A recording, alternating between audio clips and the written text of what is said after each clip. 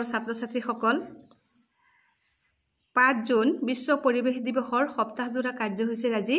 পঞ্চম দিন হয়নে আজিৰ কাৰ্যসূচীত আছে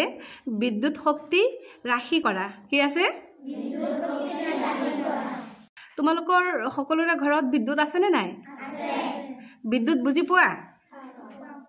বিদ্যুৎক ইংৰাজীত কি বুলি কয় কাৰেন্ট হয় কাৰেন্ট বুলি কয় আমাৰ স্কুলত বিদ্যুৎ আছে নে নাই আছে এই যে ওপৰত যে দেখিছা ফেন বিলাক এবিলাক কেনেকৈ ঘূৰে কিহৰ সহায়ত ঘূৰে জোৰে কোৱা কাৰেন্টৰ সহায়ত ঘূৰে আজিৰ কাৰ্যসূচীত আছে বিদ্যুৎ শক্তি ৰাখি কৰা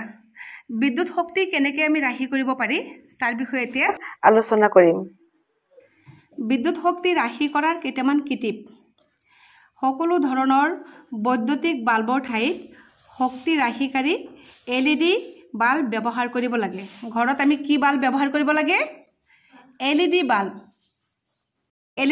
ব্যৱহাৰ কৰিলে বিদ্যুতৰ শক্তিটো কম হয় বিদ্যুতৰ খৰচটো কম হয় ব্যৱহাৰ নকৰা সময়ত ফেন আৰু লাইট অফ কৰি ৰাখিব লাগে বুজি পাইছানে তোমালোকে যেতিয়া লেজাৰত মিড ডে মিল খাব যোৱা তেতিয়া ৰুমৰ ফেন কি কৰিব লাগে অফ কৰি দিব লাগে ব্যৱহাৰ নকৰা সময়ত TV set top box DDT player microwave আদিৰ প্লাগ খুলি ৰাখিব লাগে প্লাগ লগোৱা থাকিলে এই সামগ্ৰীবোৰৰ পৰা বহু ওৱাট শক্তি ব্যয় হয় বুজি পাইছানে অফ কৰি থলে প্লাগটো খুলি থব লাগে ব্যৱহাৰ নকৰা সময়ত ল্যাপটপ আৰু কম্পিউটাৰ বন্ধ কৰি শাট ডাউন কৰি ৰাখিব লাগে ৰেফ্ৰিজাৰেটৰৰ দুৱাৰৰ ৰবৰ সিলেৰে বায়ু সোমাব নোৱাৰাকৈ নিশ্চিত কৰিব লাগে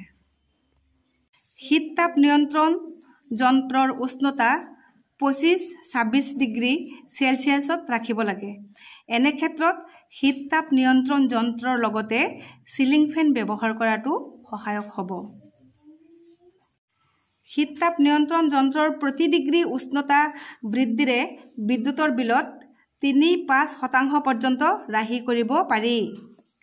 শীত তাপ নিয়ন্ত্ৰণ যন্ত্ৰৰ ফিল্টাৰ নিয়মীয়াকৈ পৰিষ্কাৰ কৰিব লাগে বুজি পাইছানে এতিয়া কি কৈছো ঘৰত যেতিয়া তোমালোকে টিভি নুচোৱা তেতিয়া কি কৰিব লাগিব টিভিটো অফ কৰি থব লাগিব আৰু প্লাগডাল কি কৰিব লাগিব খুলি থব লাগিব বুজি পাইছানে প্লাগডাল লগাই থলেও তাৰ পৰা কিছু বিদ্যুৎ নষ্ট হয় হেতু কাৰণে টিভি নুচোৱা সময়ত টিভিৰ প্লাগডাল খুলি থবা আৰু যেটো বস্তু ধৰা যেতিয়া ফেন ইউজ কৰিবা যেতিয়া ফেনটো তোমালোকে গৰম লাগিছে ৰুমত আহিছে তেতিয়া ফেনটো লগাবা ৰুমৰ পৰা যোৱাৰ লগে ফেনৰ সুইচটো কি কৰিবা অফ কৰি দিব লাগে লাইটটো যদি দিনত জ্বলা থাকে সেই লাইটটো দেখিছে ৰাতিপুৱা অফ কৰা নাই তোমাৰ চকুত পৰিল তুমি লগে কি কৰিব লাগিব অফ কৰিব লাগিব আমি হেনেকে বিদ্যুৎ ৰাহি কৰিব পাৰি বুজিছা নাই এতিয়া বিদ্যুৎ শক্তি আমি কেনেকৈ ৰাহি কৰিব পাৰো মই কেইটামান কিটিপ কলো তোমালোকে বুজি পাইছানে তে আমি এনেকে ঘৰত বিদ্যুৎ শক্তি ঘৰত বা স্কুলত আমাৰ বিদ্যালয়ত বিদ্যুৎ ৰাহি কৰিবলৈ চেষ্টা কৰিম আৰু এইখিনিকে আজিলৈকে মই কলো তোমালোকে এইখিনি কাম ঘৰত বজাই ৰাখিবা দেই ঠিক আছে ধন্যবাদ